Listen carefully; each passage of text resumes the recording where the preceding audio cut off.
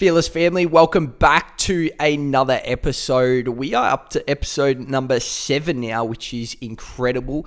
Only short little episodes just to keep you engaged, keep you listening, I guess, because I didn't want to create a podcast that you listen to one person for 45 minutes to an hour. I don't think I could do that myself, which is why I just wanted to create the short little episodes and go back on short little moments in time to give you an insight and hopefully keep you engaged for that period. So today, what we're going to talk about is my under 15. So my last episode yesterday, we spoke about my under 14s journey, going through that, coming back from a broken ankle, which put me out for the season. Was truly heartbreaking because football is everything to me at this age, and all I wanted to do was play and help my teammates out, and I couldn't do that. So coming through to the next year, under 15s, this is where things start to get a little bit more serious. So we play some SANFL football. For those that are in South Australia or Adelaide, you'll know exactly what I'm talking about. You come through your development squads in under 13s, under 14s, under 15s. And I was lucky enough as a 14-year-old playing in under 15s, got invited out to the under 16s squad at Glenelg. So they'd select a handful of bottom ages is what they'd call it. So when you're a couple years below or a year below your age group, I was lucky enough to be one of them. Go out to the Glenelg under 16s where we'd start preseason in November. And this is the first time I'd ever started football that early. Normally we wouldn't really start until the new year coming through as a young kid. But as you get older and older, you start earlier and earlier, and things become a little bit more serious. So that's exactly what happened to me. Was really grateful for that opportunity to be able to prove myself at such a young age. And it was through these years, you go through a lot of different changes. Everyone develops at different rates. Everyone matures at different rates. There's a lot of comparison between yourself and the next person standing next to you, whether that's a teammate or the opposition. There's so much comparison. There's so much talk at school and those sorts of things.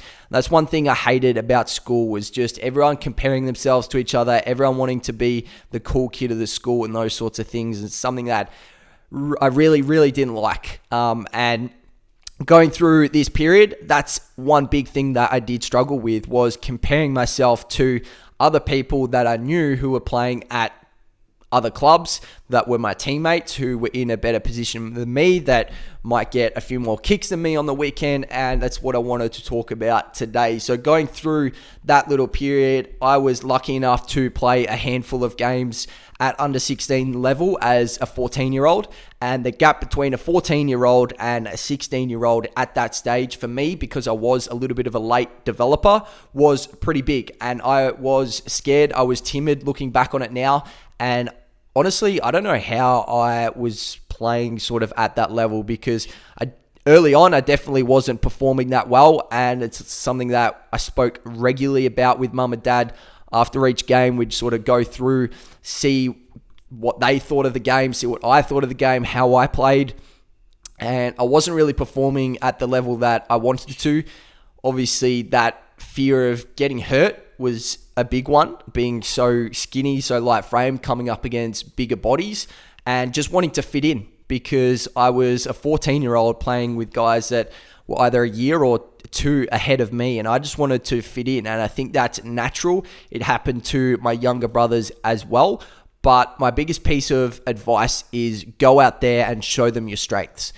I was afraid to show them my strengths. I was afraid to take the game on because I was scared of my teammates yelling at me or scared of what my teammates thought of me. So I just wanted to fit in. But to break that barrier, play your game. You're in that side for a reason. That would be my biggest tip for a 14, 15, 16-year-old coming through, and you're playing against guys that are older than you, or you're playing with guys that are older than you.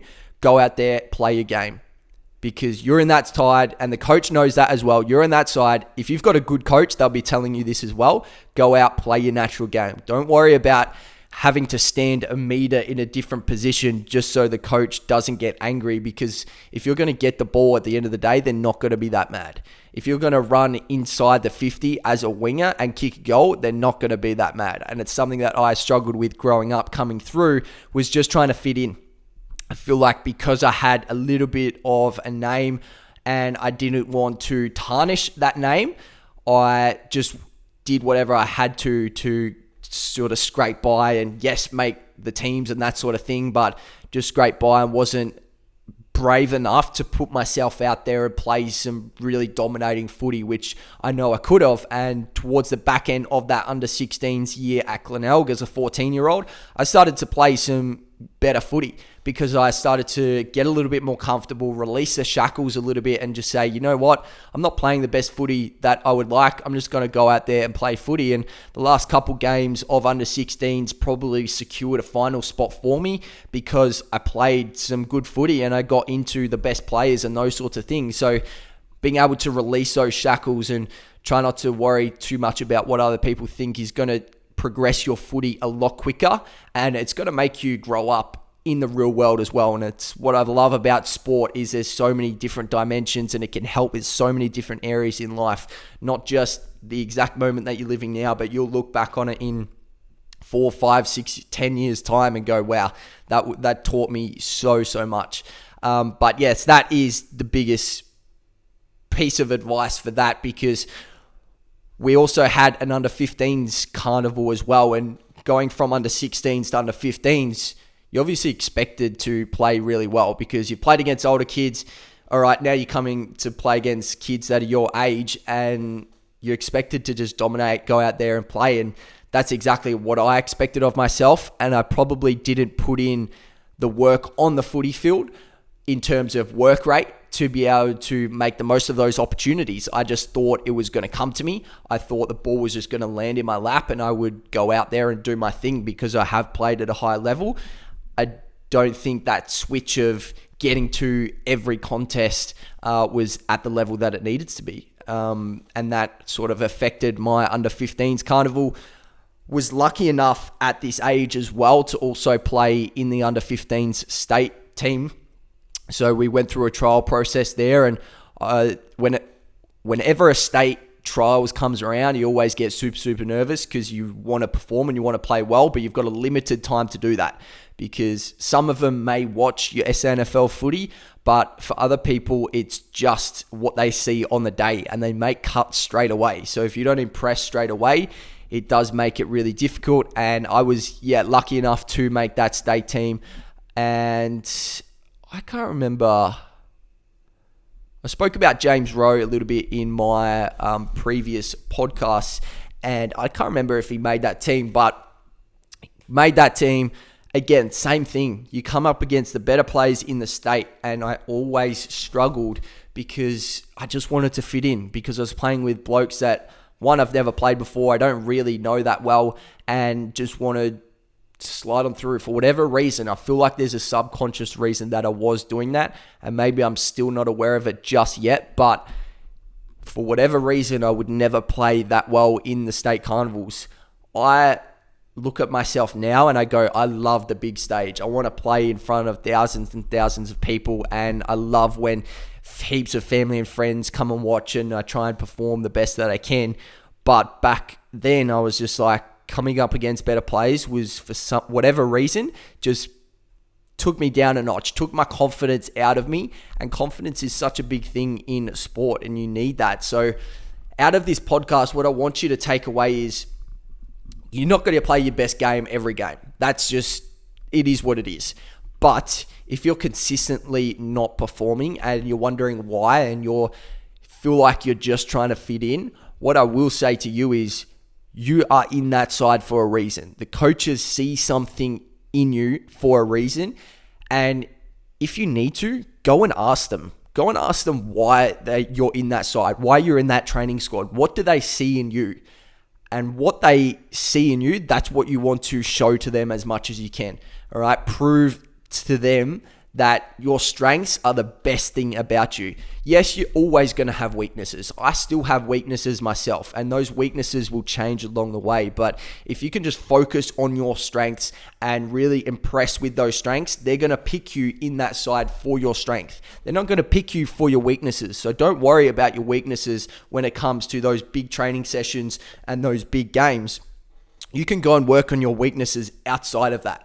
And we could talk about that in a later episode on work ethic and those sorts of things, but just focus on your strengths. Don't get down on yourself. Continue to stay positive and believe that you are there for a reason. Go and ask your coach why you're there.